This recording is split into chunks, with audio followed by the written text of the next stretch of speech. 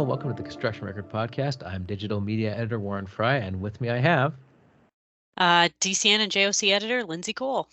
And we're going to go through, as usual, the news of the week, but after that, we're going to have an interview with Mary French. She's the president of All Nations United, and that's a not exclusive to Indigenous people, but Indigenous Forward Labor Union, and she was on a panel at the ICBA's Construction Innovation Summit, which was last week, and it was a great interview. She even gets emotional at one point in it about what her grandson's going to do. Well, I won't go into it, but it's an interesting insight on her part. So you can listen to the interview and find out why. But anyway, that will be happening soon. But first, we've got to get to the news. So Lindsay, why don't you take us away?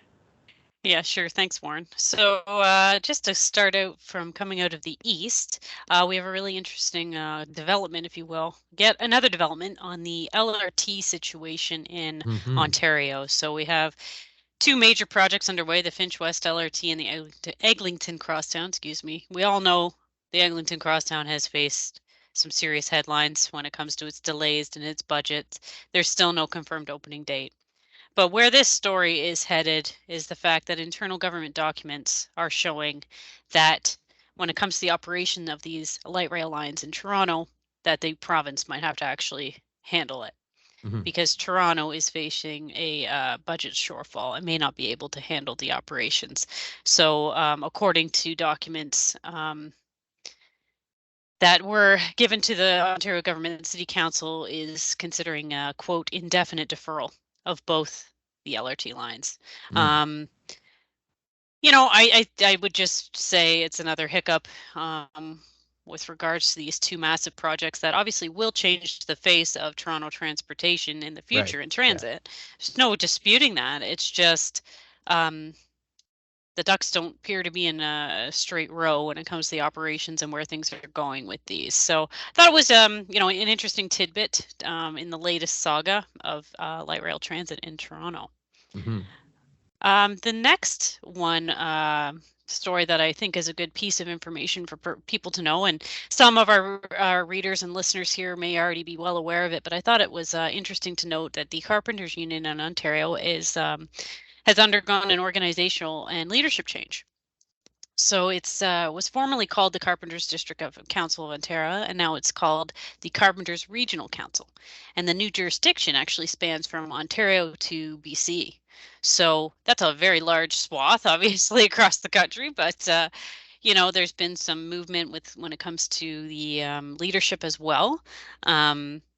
We have Finn Johnson, who is the Director of Communications, kind of outlining the changes for us. So the new head of the Carpenters Regional Council is Jason Rowe. And he also holds the position of Vice President of the UBC Canadian District. And then we have the position of President will be held by Tom Cardinal. Now, we might remember our previous presidents of the Carpenters District Council of Ontario was Mike York, fairly prominent member in the construction industry circles. He retired in the spring. So I just wanted to kind of give this news tidbit in the sense that it's more of an information piece. So when you see our stories in the near future, you might see some different voices at the table being quoted than the usual suspects that have been there for many, many years. Plus the name change and the jurisdictional component are obviously extremely relevant for those who need to know. So I wanted to share that information. Moving on to a completely different subject matter area, I thought I would highlight a story that we recently had by freelancer Jean Sorensen I thought it was a really cool piece. It spans the country once again with some prominent examples in Ontario and BC. But it's basically a Winnipeg-based company called Rakowski Cartage and Wrecking, has its own team of military explosive ordnance demolition technicians. Say that 5 times fast. And can I just say that I love any headline that has the words crack team in it? You know it's going to be good. I thought that too. I thought that was pretty clever of her, not me. She came up with that one. But yeah, so this story kind of outlines the work that they do, but who is carrying out the work. So it's a pretty cool, I would say it's a really neat team of individuals that are carrying out this. There's either, former military explosive ordnance demolition people or retired police officers with bomb squad experience. Can you imagine? I'm sure what the stories they tell. Oh yeah. Be pretty interesting. But they have such a vast array of knowledge when it comes to these implosions that they're able to apply it to the construction, demolition slash implosion industry. So I thought it was a really neat read. It talks about, how they're basically in the 1970s, they were importing retired veterans from the US. Oh wow. Oh yeah, no, it's to carry out this type of work is obviously extremely strategic and specific. Oh yeah, very much so. Yeah.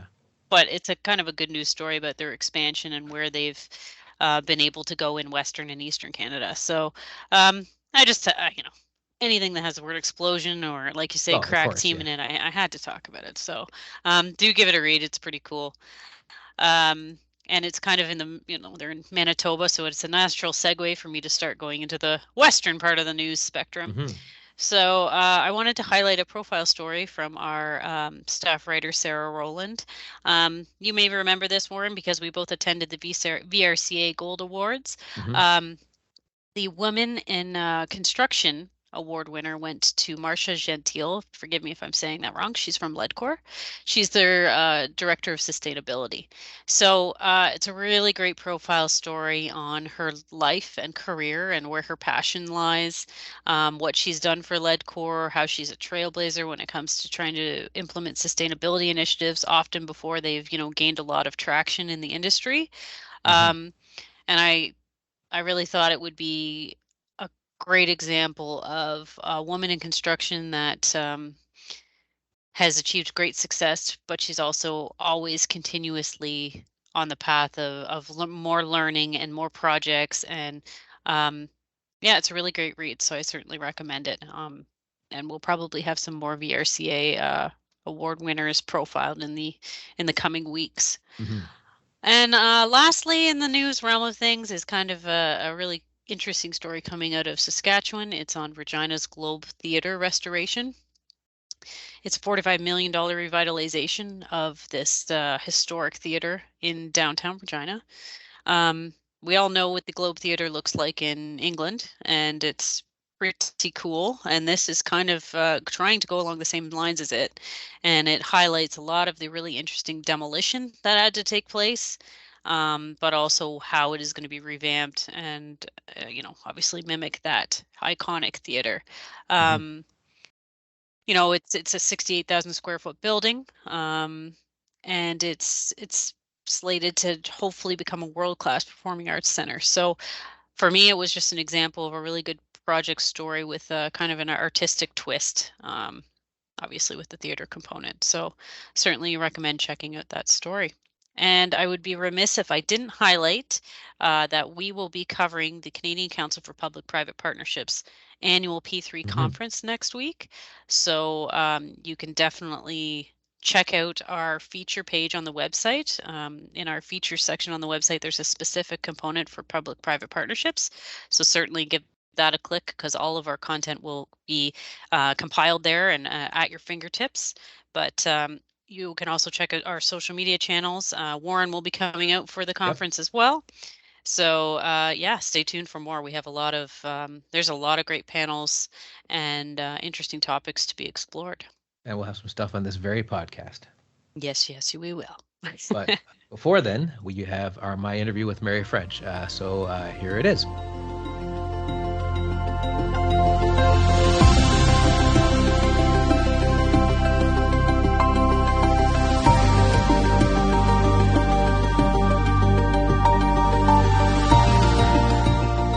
I'm here with Mary French from All Nations United. I'm the president of Indigenous-led and principled labor union that is inclusive to all races and genders.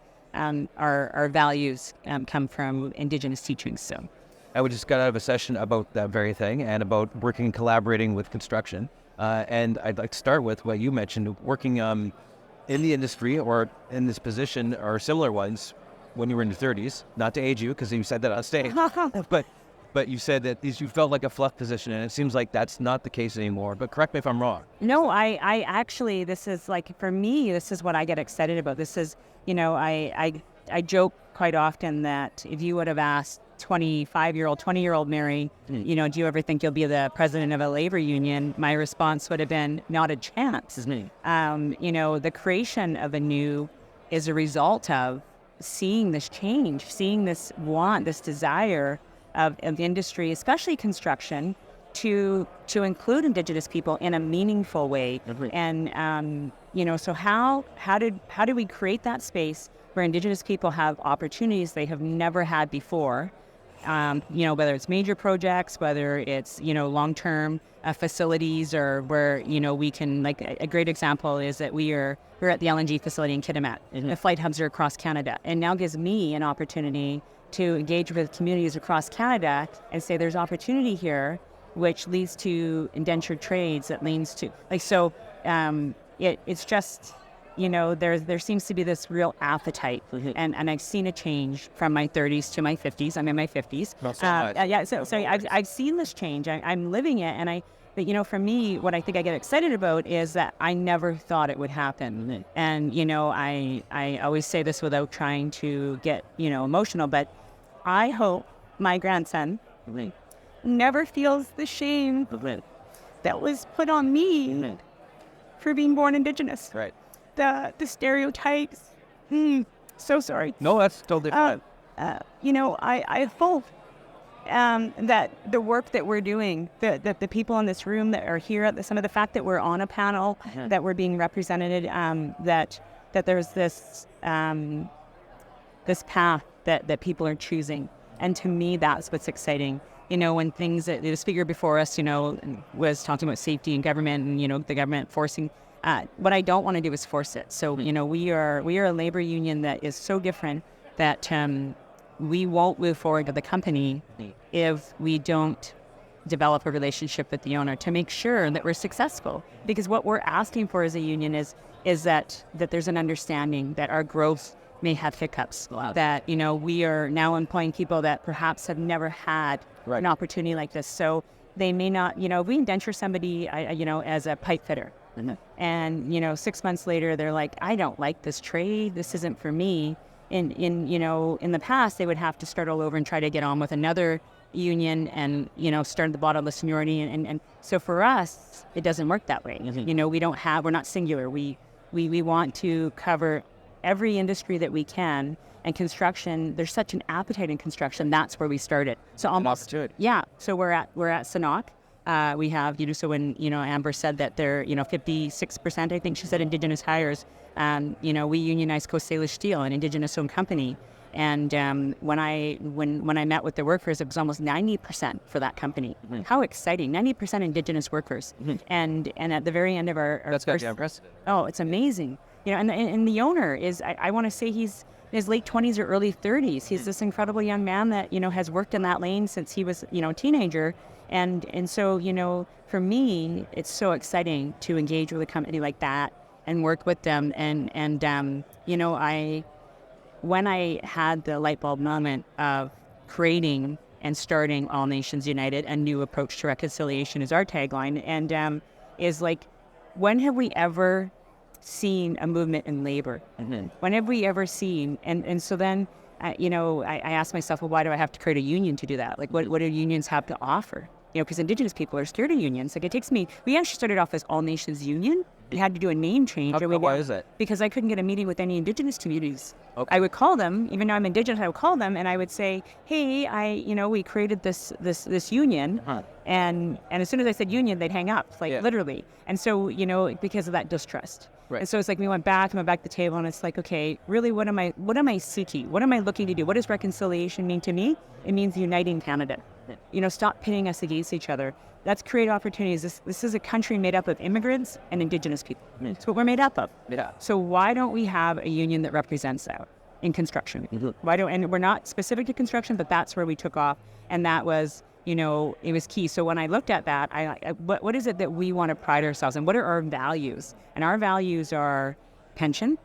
What do unions? They represent middle class Canada. Yeah. When we look at the social economic place that we are as Indigenous people, most Indigenous people I know have to support other family members as they get older because they can't live off welfare. Nowadays you can't. So for so many, that's just part of our culture that we take care of our parents or uncles, like, because they can't afford to take care of themselves because we haven't been included in pensions. We haven't been included in middle class Canada.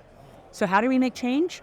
Well, you know what? This union can provide an opportunity for pensions, better medical and dental than we've ever seen for our communities, and mental health. It's at the forefront of what we do. Yeah. Mental health is, we partnered with different, and ICBA is our biggest fan, and the support that Chris and his team have provided us has been incredible. And some of the companies, Scott Jacobs, like some of the companies that are part of ICBA have just been so wonderful.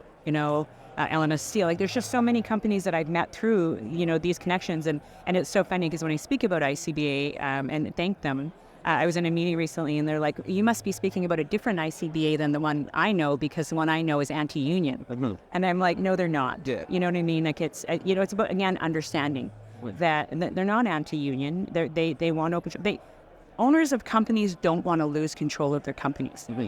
And in the past, we've created a system where they lose control of their workforce because they have no control, due to seniority, due to of how their company is, the culture of their company. And they lose that. And we don't want them to lose that. We want to embrace employers that care about their workers. So we've actually met with companies and workers that we've said, you're not a good fit for us, mm-hmm.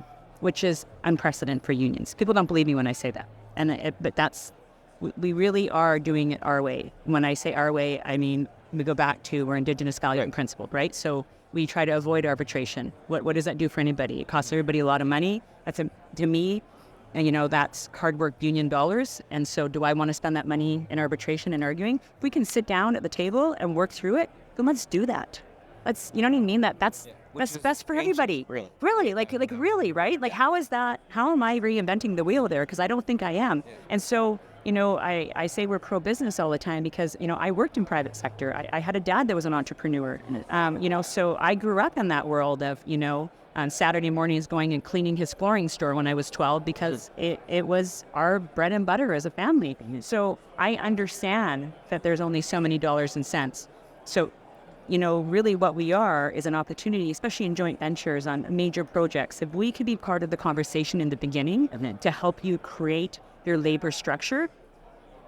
They can't see me, but I just feel like a mind-blowing, that's mind-blowing. Yeah. Like it's, can you imagine how different it would be? Yeah. Right. And so then, because, I think Nilo spoke to it on the panel where he said, when companies make in joint ventures, they make commitments in the IBAs or the client makes an IBA and then you start rolling out the project. If you don't have a say in the labor structure, how are you going to be successful in getting your people meaningful work? Mm-hmm. I'm not talking about security guards and cleaners at camps, and I'm talking let us be part of trades of chasing projects. Don't make us a 6-month hire on a major project, and then feed us really well for 6 months, and then drive away and feel good about yourself. Because have we really made any change? Yeah. It's like so that's where I think it was mentioned checking boxes. Right. Yeah. That would be right. Yeah. So, it's just, I just really see us as a way, especially when we can be at the start, and there's ways once things are in place that, we have the right people at the table and there's enough concessions that we can make it work. But the power in us being, at the table for project labor agreements, at the table for joint ventures, at the table for Indigenous IBAs, it's interest-based, agreements, like those things. If we could be part of the conversation then, what a game changer. You also said before any of that happens, in the boardrooms themselves, the presumably non-Indigenous, people have to look at themselves and say, well, why am I going into this? It has to be for a good reason, not like you said. Yeah. So that's that's really key. And I actually always credit, Ian Anderson was my boss. So he was the president of Transmat when I worked there. And, I don't always know if leaders understand the power of influence that they have. But Ian changed my life he was the first like president or CEO of a company that actually valued me. Like, he valued my opinion, he valued my insight, and he wasn't afraid to share that. And so it just empowered me to think. And when I resigned, I said to him, "It's actually your fault I'm resigning, Ian. You've empowered me, and you've made me realize that I need to step up and be an Indigenous leader. Like, I can no longer serve in this role that I'm serving in, because I need to up the game. We need to be at the table. I can no longer be whispering in a CEO's ear. What I need to be doing is coming up with a solution on the labor side.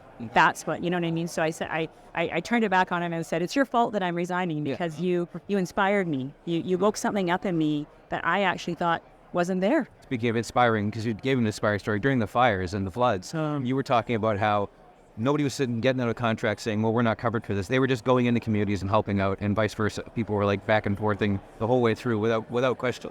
And the devastation, like, I'm an ex-police officer, so 9/11 was my first day in the RCMP. So yesterday's speaker spoke about 9/11, and so for me, when I flew out to BC, first the fires and then the floods, the devastation and to see people so broken, and to be part of an organization that didn't take out contracts, that just said, we're all humans right now, and we need to take care of each other. Yeah. That's what's important. And sometimes they beat you to it. Like, you were going to airlift food in, and you didn't need to. Yeah, because Lancey already, they were already taking care of that nation. Like, so some of those, those are the companies we want relationships with. Those are the companies that they fundamentally get it. They're not doing it to boost an ESG score, and that's the sole reason. They're not doing it because they have to tick that box.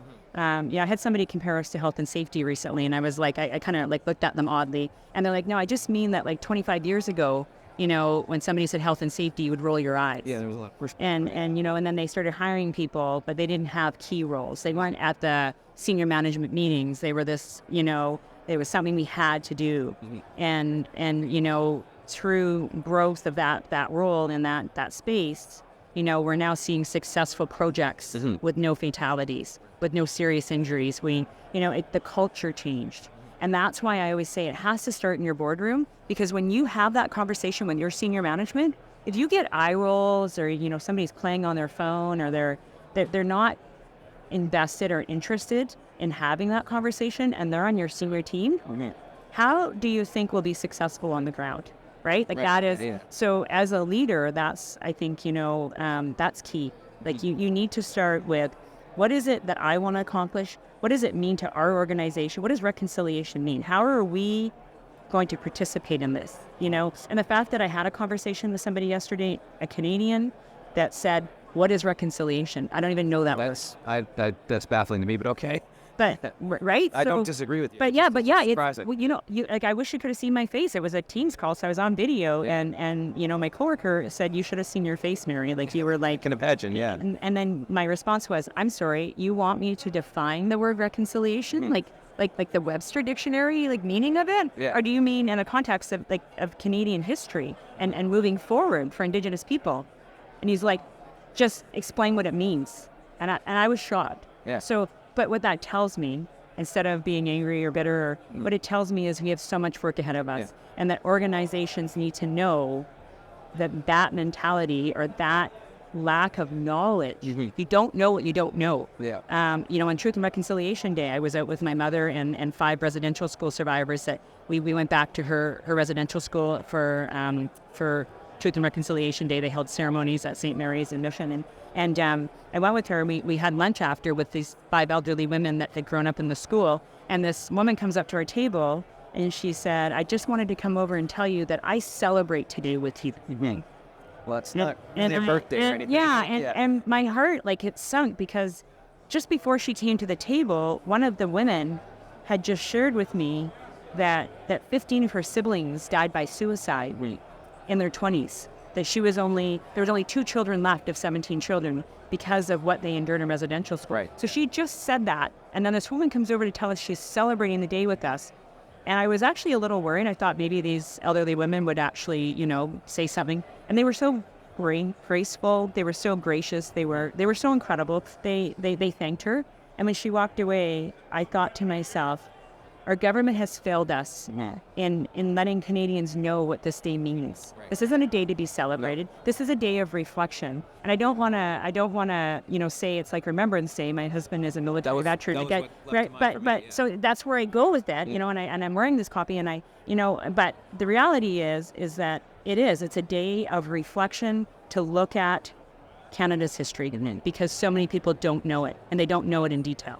And they don't understand what the Indian Act means. They don't understand what it's like to wake up and for no reason other than you were born brown to be ashamed of who you are, right? And so that's, I think, is there's so much education that we need to do. So again, when you're in that boardroom and you're, a construction company, and I really personally believe that change will come when working class Canada understands reconciliation. Yeah. We have politicians that drop the word all the time, but yet won't take meetings with me. Right. Right? So, I hear it. I've had CEOs on panels talk for an hour about Indigenous commitments and relations, and then they're introduced to me, and they have no interest in talking to me. But yet they just sat on the stage for an hour, bragging about their accomplishments in Indigenous relations, and then walk away after being introduced to me. So, we are all accountable, but I really believe that the change will happen when our working class understands. They vote too. Yeah, because I come from working class. I'm an ex-police officer. My husband is ex-military. Our sons are all in construction. So, we are a working class family. And so that's where I really believe that there's an opportunity, and that it's exciting. It's exciting that people want to hear more. Okay, and people presumably want to learn more. Where should they go to find out more about your organization, and just generally to get a little more educated? Oh, great question. Thank you. The U of A has a free program. Right. That program, I always promote it. It costs nothing. There are so many, and make sure that it's regional. Make sure that you're educating yourself in both lanes. Like if you're from Ontario or Manitoba, learning about Coast Salish Indigenous people like me probably won't serve you well. So make sure that, we have a website, All Nations United. We have our website. And then, I always say, reach out to local communities, like Indigenous communities, when they have events that are open to the public. Go and immerse yourself in our culture, because it's beautiful. Okay, great. Thank you for joining us. Thank you. And that's it for this episode of the Construction Record Podcast. You can hear us on Amazon Music, Apple Music, and Spotify, as well as on the Daily Commercial News and Journal Commerce websites. Thanks for listening.